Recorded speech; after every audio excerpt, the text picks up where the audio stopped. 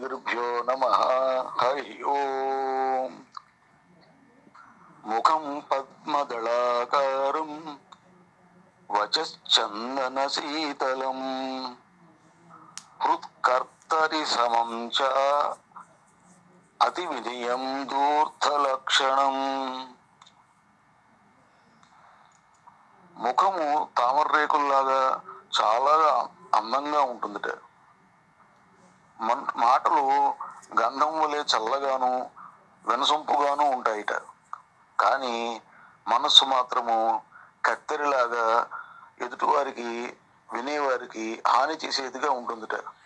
అలాంటి ప్రవర్తన కలిగినటువంటి వారు ఆ రకంగా అతి వినయం చూపించే వ్యక్తులతో చాలా జాగ్రత్తగా ఉండమని చెప్పి ఈ శ్లోకంలో హెచ్చరిస్తున్నారు.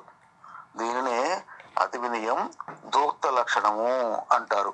ఆ అతి వినయం చూపించేటువంటి ధూర్తిని ఎలా గుర్తించాలిట?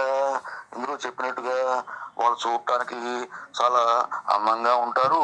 తర్వాత ముఖం, కళ్ళు కూడా చాలా పెద్దవిగా ఉండి కళ్ళు తామర రేకుల్లాగా విచ్చుకుని ఉంటాయి. తర్వాత చాలా గంధం రాసుకుంటే కనుక ఎలా చల్లగా ఉంటుందో మనకి మనసుకిను, చెవులకు కూడా వినసొంపుగా ఎట్లయితే ఉంటుందో ఈ రకంగా ప్రవర్తన ఉంటుంది. కానీ మాటలు మాత్రం కత్తిరిలాగా ఉంటాయి అని చెప్పినని ఈ శ్లోకం చాలా స్పష్టంగా చక్కగా తెలియజేశారు. సర్వే జనా సుఖినో భవంతు. స్వస్తి.